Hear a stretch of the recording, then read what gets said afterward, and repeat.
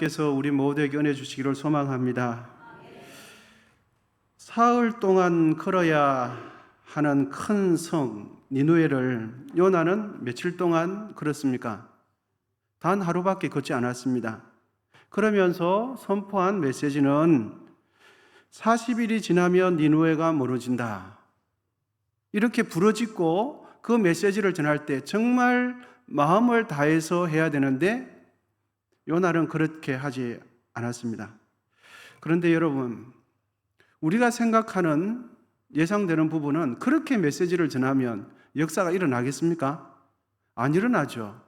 그렇게 무성의하게, 그렇게 준비 없이, 그렇게 간절함 없이 메시지를 전하면 역사가 일어나겠습니까? 안 일어나요. 지난번에도 제가 우스꽝스럽게 흉내를 냈지만 40일이 지나면 니누에가 무너진다. 장난하는 것도 아니고 여러분 이렇게 하면은 여러분 회개할 마음이 있겠습니까? 안 일어나요. 그리고 정말 그 무너짐이 진실로 다가오겠습니까? 아니죠. 그런데 여러분 참 놀라운 것은 이제부터입니다. 이러한 단순한 메시지, 어찌 보면 이러한 무성의한 메시지를 듣고도 니누의 사람들은 이상하리만큼 절박하게 회개를 합니다.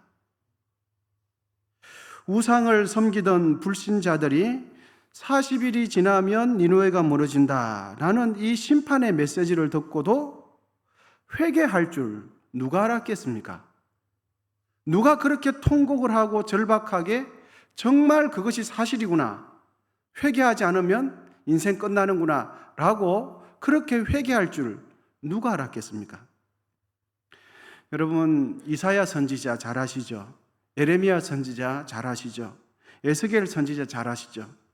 진실로 이러한 선지자들은 하나님을 믿는 하나님의 백성들에게 찾아가서 하나님의 심판의 메시지를 전했을 때 하나님을 믿고 있는 이스라엘 백성들은 그 메시지를 들었을 때 어떻게 반응했습니까? 하나님을 믿는 사람이 하나님을 믿는 사람에게 회개의 메시지를 전했을 때 그때 이스라엘 백성들은 심판의 메시지를 전하는 이사야, 에레미야, 에스겔 선지자를 어떻게 대했습니까? 그들은 정말 간절하게 부르짖고 정말 목이 터져라 회개를 외쳤음에도 불구하고 하나님을 믿는 백성들은 회개하지 않았어요. 오히려 회개의 메시지를 전하는 주의 종들에게 핍박하고 조롱하고 감옥에 감금시키고 옷을 벗기고 그렇게 했습니다. 누가 그렇게 했습니까? 이스라엘 백성들, 하나님을 믿는 섬기는 사람들이 그렇게 했죠. 그런데 여러분, 이 니누의 성읍 사람들은 하나님을 믿는 사람들입니까? 우상을 섬기는 사람들입니까? 그렇죠. 우상을 섬기는 사람들입니다. 여러분 이제 본문 5절인데요. 다 같이 한번 읽어보시면 좋겠습니다. 큰 소리로 시작. 니누의 사람들이 하나님을 믿고 금식을 선포하고 높고 낮은 자를 막론하고 굵은 베옷을 입은지라. 아멘. 금식을 선포하고 깊이 회개하기 시작했습니다. 니누의 사람들은 마치 하나님의 말씀, 이 심판 회개의 메시지를 가뭄에 비를 기다리듯이 땅이 비를 기다리듯이 그 무성해 보이는 그 메시지를 기다렸다는 듯이 마음의 찔림을 받고 통곡하며 회개하기 시작했어요. 여러분 아무리 생각해도 이해가 잘 되지 않아요. 하나님의 백성들은 하나님의 선지자가 심판의 메시지, 하나님의 메시지를 가감없이 전했을 때 하나님을 믿는 사람들은 선지자들을 때리고 핍박하고 감옥에 가두고 조롱했어요.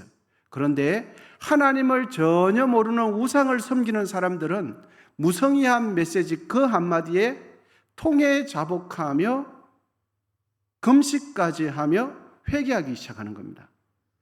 여러분 어떻게 이런 놀라운 일이 일어나는 것이 가능하겠습니까? 상식적으로는 이해가 되지 않습니다. 어떻게 이런 기적이 일어날 수 있겠습니까? 그것은 하나님께서 요나의 무성의해 보이는 이 메시지를 구원의 도구로 사용하시기로 작정하셨기 때문입니다. 하나님의 말씀을 전한 요나는 인간적으로 보면, 인간적인 관점에서 보면 요나는 여전히 고집이 셉니다. 여전히 인격이 부족합니다. 여전히 예수 그리스도의 마음을 온전히 담지 못했습니다. 그런데 하나님께서는 그런 요나의 부족함을 귀하게 사용하시기로 작정을 하셨어요. 하나님께서는 그 부족한 요나를 하나님의 도구로 사용하시기로 철저하게 계획하고 계셨습니다. 요나는 억지로 마지못해서 무성의하게 하나님의 말씀을 전했지만 하나님께서는 요나의 메시지를 마치 좌우의 날선 예리한 검처럼 사용하시기로 하나님께서는 작정하셨어요. 니느웨 사람들의 심령과 관절과 골수를 찔러 쪼개시고 그들에게 통에 자복하는 심령을 하나님께서는 주시기로 작정하셨어요. 요나는 참으로 인간적으로 볼 때 그러한 역사를 일으킬 만한 자질의 사람이 되지 못합니다. 그런데 하나님께서는 그것을 그럼에도 불구하고 준비하고 계셨던 것이죠. 여러분, 히브리서 4장 12절 말씀에 보면 이런 말씀이 있습니다. 하나님의 말씀은 살아있고 활력이 있어서 좌우의 날선 어떤 검보다도 예리하여 혼과 영과 및 관절과 골수를 찔러 쪼개기까지 하며 또 마음의 생각과 뜻을 판단하나니. 무엇이 그렇습니까? 하나님의 말씀이에요. 아멘이십니까? 요나의 인격이 사람의 심령 골수를 찔러 쪼개는 게 아니죠. 요나의 성품이, 요나의 기질이 사람의 영혼을, 심령의 골수를 찔러 쪼개는 것이 아니고 무엇이 좌우의 날선 검처럼 예리하여 사람의 영혼을, 심령 골수를 찔러 쪼갠다고 말씀합니까? 하나님의 말씀이. 요나가 심판의 메시지를 전했을 때 니느웨 사람들은 인간적인 측면에서 봤을 때 얼마든지 거절할 수가 있었습니다. 얼마든지 무시할 수 있었고 얼마든지 심판의 메시지를 전하는 요나의 얼굴을 향해서 침 뱉는 것이 얼마든지 가능했습니다. 소돔과 고모라 사람들처럼 하나님의 심판의 메시지를 농담으로 가볍게 여기고 비아냥거릴 수 있었죠. 얼마든지 비웃을 수 있었습니다. 여러분, 니느웨 사람들의 입장에서 요나가 자기 땅에 와서 회개의 메시지를 전한다고 봤을 때 니느웨 사람들의 입장에서 보면 요나는 어떤 사람입니까? 일면식도 없는 외국 사람이 난데없이 나타나서는 이렇게 말하는 것입니다. 40일이 지나면 당신네 나라 망한다. 그 당시 국제 정세로 봤을 때 북이스라엘과 아수르 제국은 상대가 되지 않습니다. 아수르 제국이 니느웨 성읍이 훨씬 강력하고 훨씬 더 컸습니다. 그런데 약소국인, 외국인, 낯선 사람이 와서는 당신네 나라 40일 지나면 망합니다 라고 말했을 때 그것이 어떻게 들렸겠습니까? 마치 이런 겁니다. 전혀 모르는 한 외국인이 난데없이 우리나라에 와서는 40일이 지나면 대한민국 망한다, 대한민국 폭삭 망한다 이렇게 외친다면 여러분들께서는 어떻게 반응하시겠습니까? 니느웨 사람들처럼 통에 자복하며 회개하며 그렇게 하시겠습니까? 분명히 이런 생각하실 것입니다. 저도 아마 그런 생각 할 것 같습니다. 세상 살다 보니 별인간 다 있네. 40일이 지나면 우리나라가 멸망한다고? 여러분, 더 이상 거친 말은 하지 않겠습니다. 여러분, 그렇게 말했을 때 세상 살다 보니 참 별의 별 모양 다 보겠네. 이런 말, 이런 생각 들지 않겠습니까?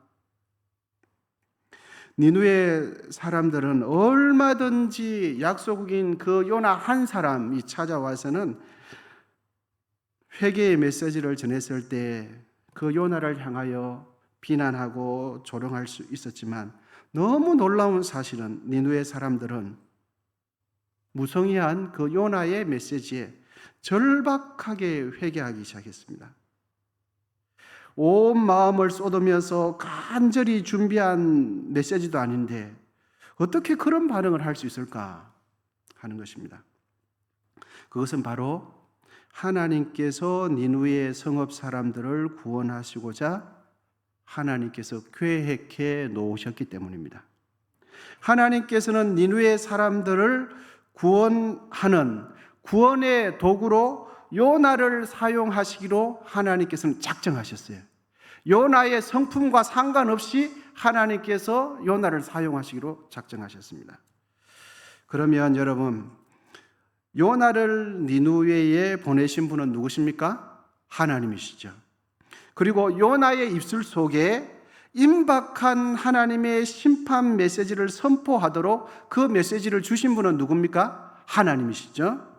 어찌 보면 무성의하기까지 한 요나의 메시지를 듣고도 가슴을 치며 회개가 일어나도록 하신 분은 누구십니까? 하나님이세요.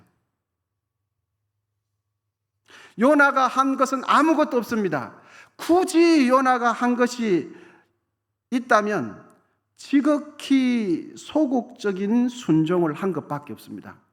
온전한 순종, 적극적인 순종, 자원하는 순종, 기쁨으로 순종한 것이 아니라 마지못해서 지극히 소극적인 순종을 한 것밖에 없습니다. 그렇다면 여러분, 우리의 심령 속에 참된 회개의 역사, 나의 심령 속에 참된 회개의 역사는 언제 일어날까요? 그것 또한 하나님께서 은혜 주시고 하나님께서 역사하실 때에 온전한 회개의 역사가 일어나는 것입니다. 하나님께서 은혜를 주셔야, 하나님께서 그렇게 불쌍히 여겨주셔야 회개가 일어나는 거예요.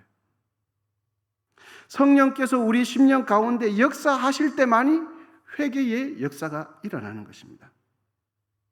하나님의 말씀에 순종하는 것, 그것이 우리가 할 수 있는 것이 전부입니다. 우리가 하나님 앞에 할 수 있는 게 전부는 순종하는 것, 이거 하나밖에 없어요.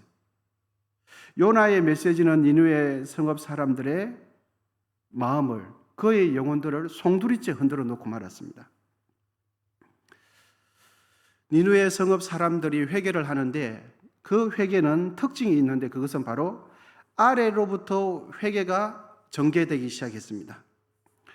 요나의 선포를 듣고 일반 백성들 중에서 일부가 회개를 하기 시작했고, 이 소식을 들은 왕과 대신들이 조서를 내려 이스라엘 전체로 퍼져서 민족적인 회개의 역사가 일어났습니다. 니느웨 성읍 한 모퉁이에서 시작된 회개가 니느웨 도시 전체를 구원한 것입니다. 여러분, 하나님의 역사는 항상 이렇습니다.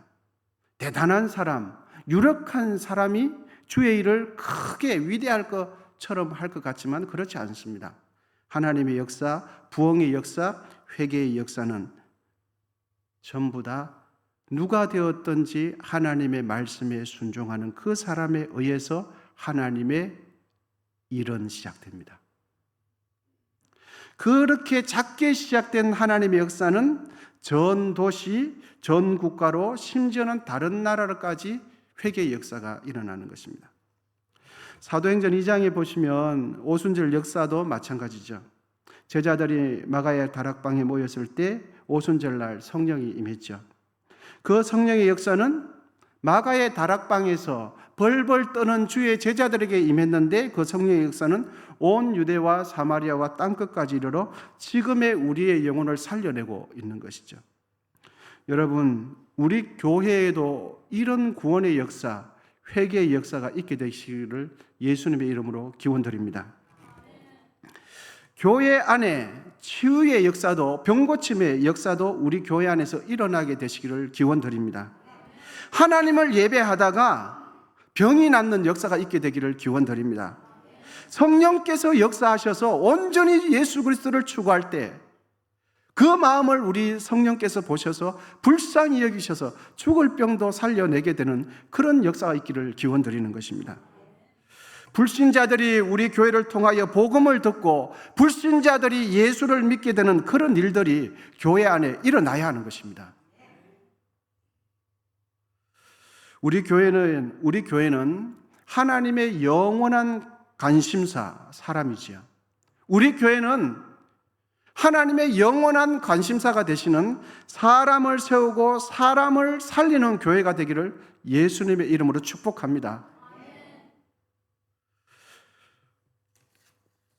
요나가 40일이 지나면 니누에가 멸망한다고 선포했을 때 니누에 사람들은 세상적인 지위가 높든지 낮든지 상관하지 않고 모든 사람이 막론하고 굵은 베옷을 입고 자신들의 죄에 대해서 깊이 깨닫고 통에 자복하며 회개하기 시작했습니다. 여러분, 우리는 이런 표현을 참 많이 쓰죠. 하나님을 경외한다. 이 자리에 계시는 분들은 진실로 하나님을 경외하시는 분인 줄 믿습니다. 하나님을 경외한다는 것은 하나님을 깊이 사랑하면서도 하나님을 지극히 두려워하는 마음이 균형 있게 공존하는 것이 경외입니다. 그런데 여러분, 우리는 하나님을 사랑하기도 하고 두려워하기도 하는데 우리의 신앙을 되돌아보면 우리의 인식이나 마음을 정직하게 살펴보면 하나님을 사랑하죠. 그런데 하나님을 두려워하지는 잘 않는 것 같습니다. 하나님께서 한번 노하시고 심판하시면 얼마나 무서운 분인지를 잘 모르는 것 같아요. 하나님께서 한번 화를 내시면 정말 이루 말할 수 없이 내 인생은 끝난다. 내 생명은 끝난다. 더 어느 누구에게 찾아가도 하나님께서 나를 싫어하시면 내 인생 구제받을 데 없다. 어느 누구를 찾아가도 하나님께서 나를 외면하시면 내 인생 그날로 끝난다. 이렇게 하나님을 두려워하는 마음이 한국교회 저를 비롯하여 성도님들을 바라보면 하나님 사랑 좋으신 하나님, 긍휼이 많으신 하나님 하는데 정말 하나님을 두려워하지는 잘 않는 것 같아요. 여러분, 교회에서 큰 소리 나는 이유가 무엇 때문인지 아십니까? 그것은 성품이 나빠서 그런 것이 아닙니다.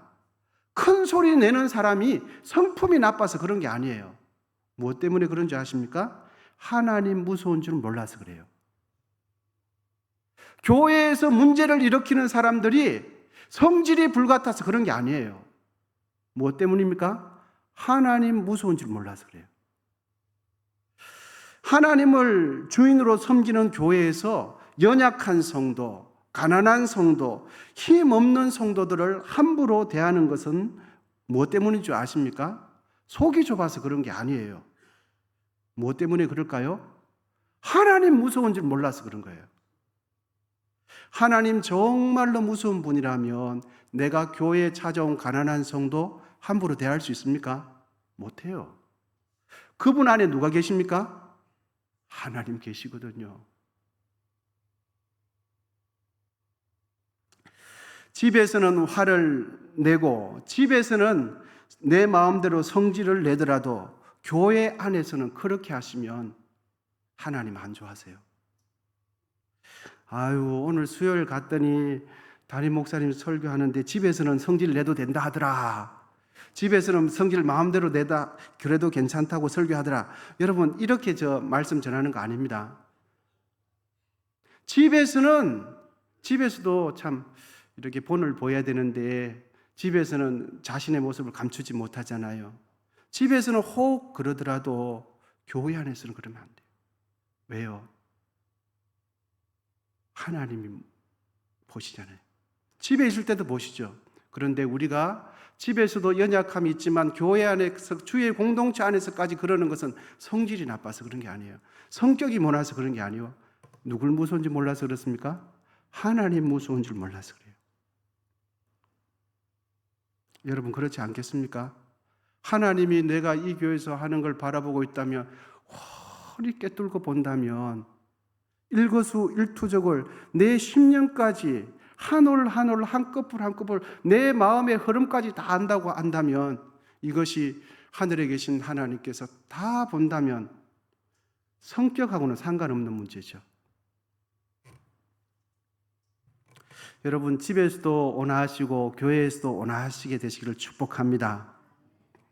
하나님을 향한 경건한 두려움이 있을 때 진실로 바른 신앙생활을 하게 되어집니다. 사랑만 해서는 경건한 바른 신앙생활을 할 수 없어요.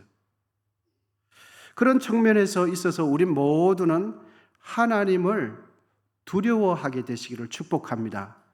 막연히 두려워하고 막연히 무서운 아버지처럼 벌벌 떠는 것이 아니라 나를 지극히 사랑하시지만 그 사랑 뒤에는 주권자 되시는 하나님이 계신다 하는 것을 있으면 하나님을 더 공경하게 되는 거죠. 하나님을 하나님답게 모실 수 있는 거예요. 교회의 머리는 예수님 되시고 교회의 주인은 하나님이시고 우리 교회에 출석하는 모든 이들은 하나님께서 보내신 분들입니다. 아멘이십니까? 우리 교회에 출입하는 모든 분들은 하나님께서 보내신 분들이에요. 그러므로 우리가 해야 할 것은 하나님께서 우리 교회에 보내주신 분들을 품고 사랑하고 서로서로 섬기는 마음으로 소중하게 대해주시기를 예수님의 이름으로 축원드립니다. 여러분, 옆에 분에게 이렇게 고백 한번 해보겠습니다. 당신은 하나님께서 보내신 분입니다. 시작. 예, 맞습니다. 하나님께서 여기 있도록 심으셨어요. 하나님께서 여기 이 교회에서 섬기도록 같이 예배하도록 심으셨어요. 여러분 믿으십니까? 니느웨 사람들은 요나의 메시지를 듣고 회개할 때 사회적 지위가 높은 사람에서부터 낮은 사람에 이르기까지 동일하게 굵은 베옷을 입었습니다. 이 당시 굵은 베옷을 입었다는 것은 하나님 앞에서 자신을 지극히 철저하게 처절할 정도로 자신을 낮춘다는 의미입니다. 당시 굵은 베옷은 가난한 사람들이나 노예들이 옷을 입었습니다. 그러므로 굵은 베옷을 입는다는 것은 그만큼 하나님 앞에서 하나님, 저는 노예와 같은 존재고 지극히 먼지와 같은 사람입니다. 하나님 제발 용서해 주시고 하나님 긍휼히 여겨 주십시오라는 마음의 표현으로 굵은 베옷을 입은 거죠. 여러분, 고대 왕들은 지금의 대통령과는 비교가 되지 않습니다. 그런데 그 강대국 아수르 왕이 무엇을 입었습니까? 굵은 베옷을 입었어요.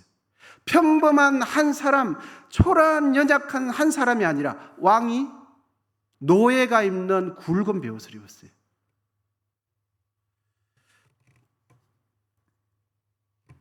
이 니느웨 왕 역시 하나님 앞에서 처절하게 자신을 겸손하게 낮추었어요.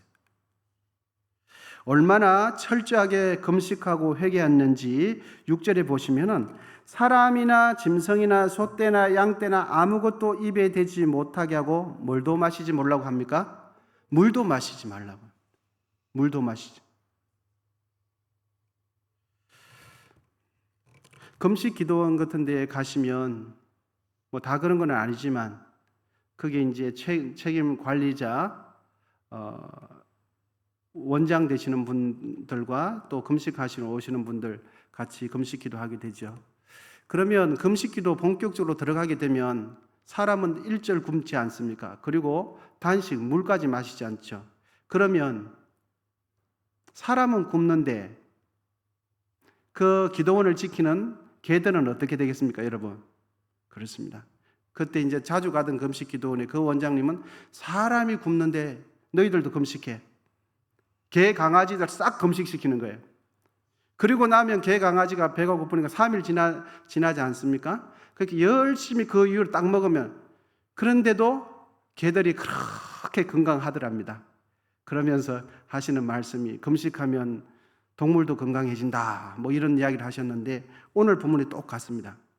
여러분, 동물들도 사람이 금식하니까, 하나님의 형상을 닮은 사람이 금식하니까 동물까지 금식을 하는데 동물들도 물을 입에 대지 못하는 것입니다.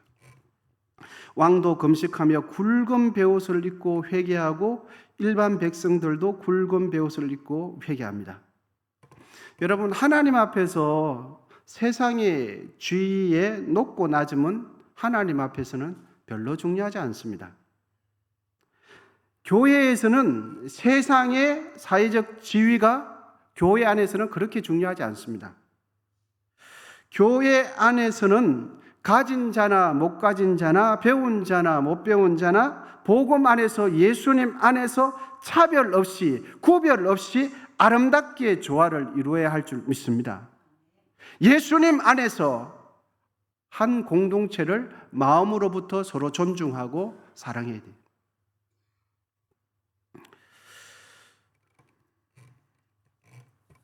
세상에서 존재하는 차별이 만일 교회 안에서 똑같이 존재한다면 그 교회는 복음이 이끌어가는 교회입니까? 아니면 세상 가치관이 이끌어가는 교회입니까?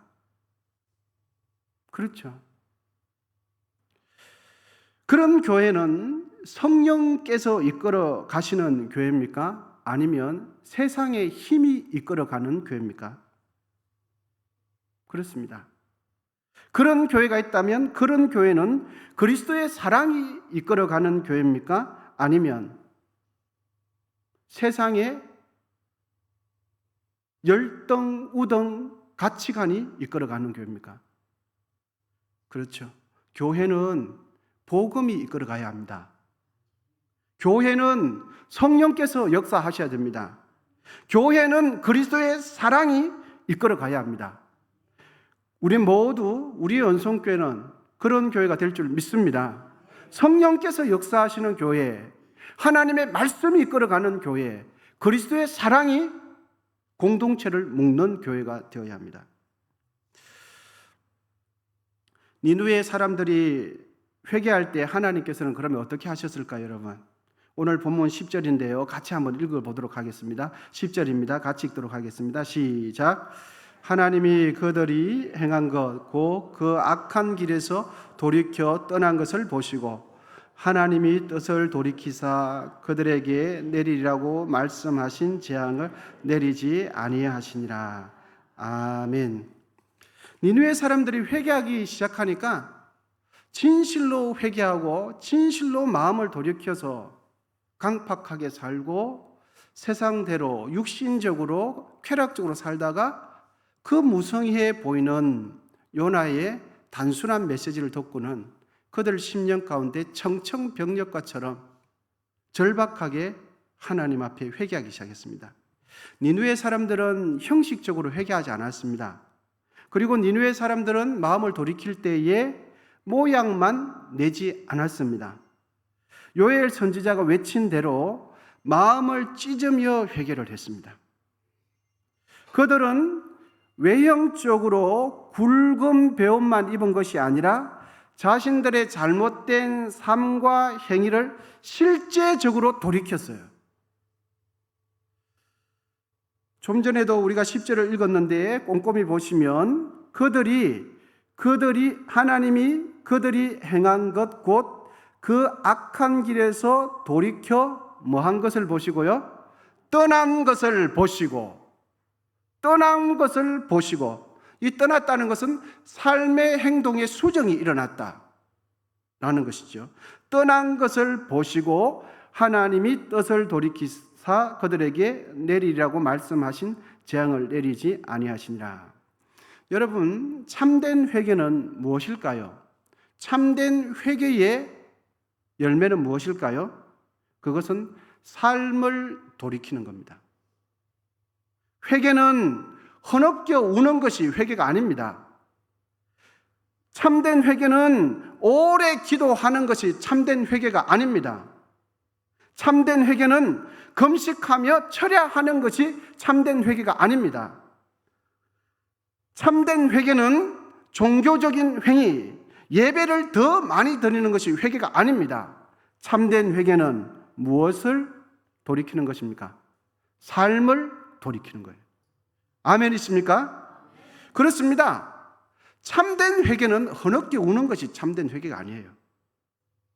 우리는 회개했냐 하니까 생각할 때 꼭 그런 건 아니지만 내 눈물에 눈물방울 한두 방울 나면 뭐 회개가 잘 된 아닙니다.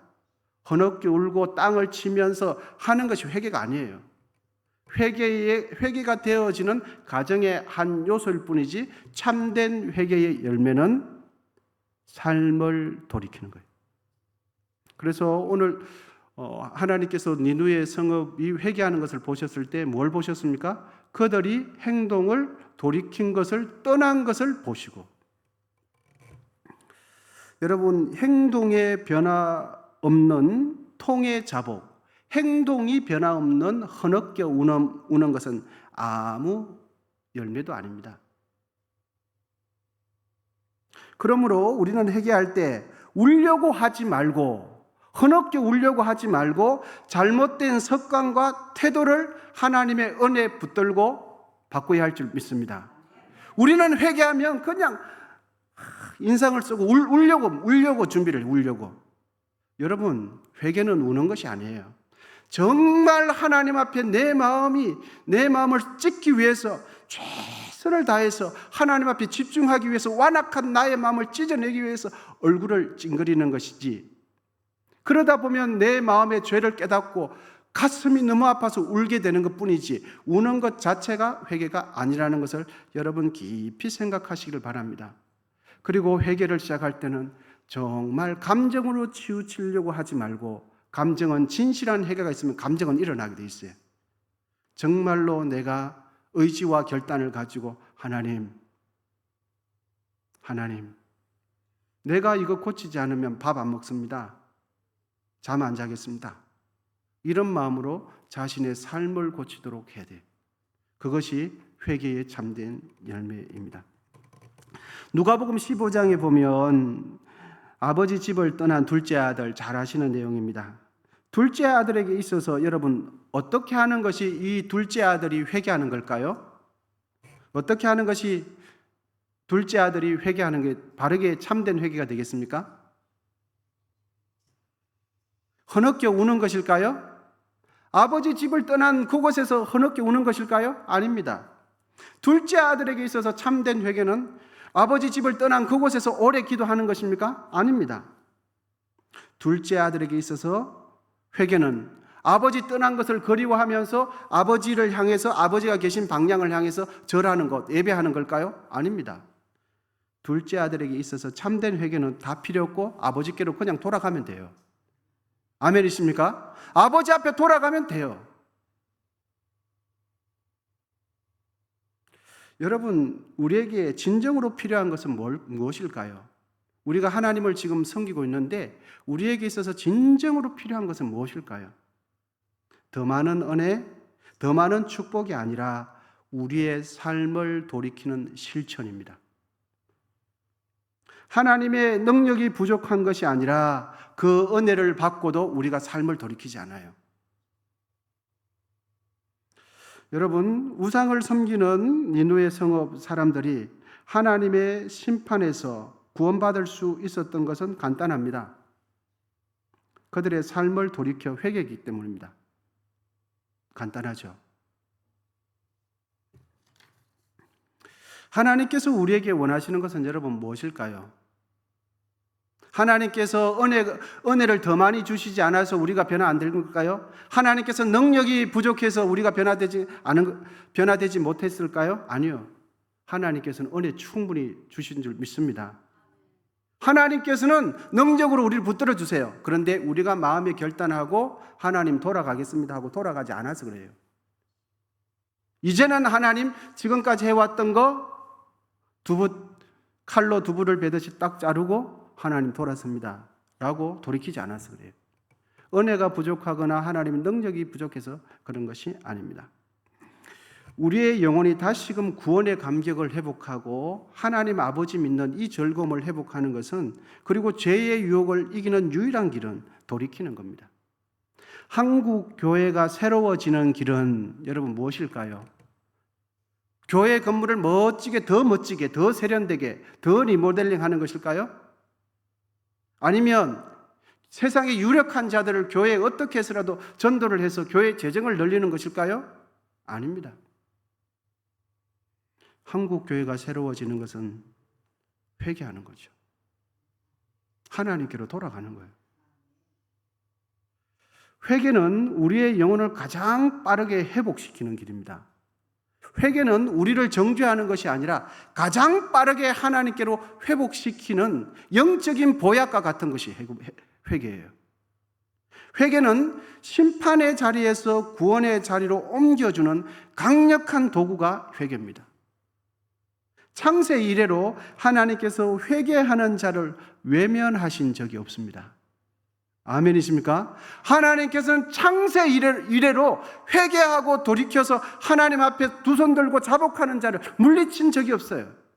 100번이고 1000번만 버리고 1억 번이 되었던지 회개하는 자에게는 하나님께서 창세 이후로 물리치시고 외면하신 적이 단 한 번도 없습니다. 하나님은 회개하는 자를 긍휼히 여기시고 회개하는 자에게 오늘 본문의 니느웨 성읍 사람들처럼 구원의 역사를 베풀어 주십니다. 우리는 보통 회개하면 죄책감, 죄의식, 눌림을 생각하는데 아닙니다. 회개는 자유입니다. 회개는 해방입니다. 회개는 평안입니다. 회개는 하나님과의 가까워지는 길이에요. 사단은 우리를 속이죠. 자꾸만 회개하면 자존감이 낮아져. 아니요. 사단이 우리를 속이는 거예요. 여러분, 회개하면 영혼이 맑아져요. 우리가 땀을 흘리고 힘들 때, 이럴 때 집에 가서 샤워를 하면 기분이 개운하듯이 세상 살면서 이런 미운 감정, 싫은 감정 잘 이해가 되지 않을 때 하나님 앞에 영혼의 샤워하듯이 깨끗이 예수의 보혈로 씻어내면 우리의 영혼은 그때부터 맑아지고 밝아지고 기쁨이 솟아나요. 한 게 아무것도 없는데 마음이 기뻐요. 마음이. 그러니까 왜 이런가 생각해 보면 진실한 회개를 했어요.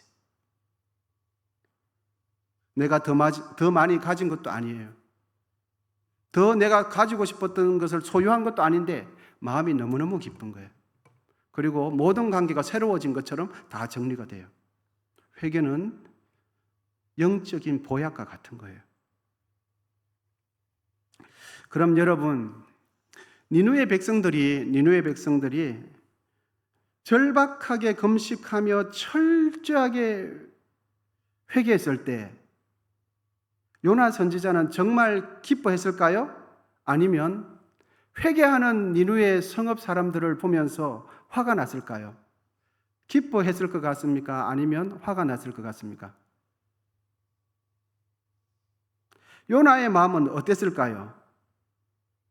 그것은 다음 시간에 하도록 하겠습니다.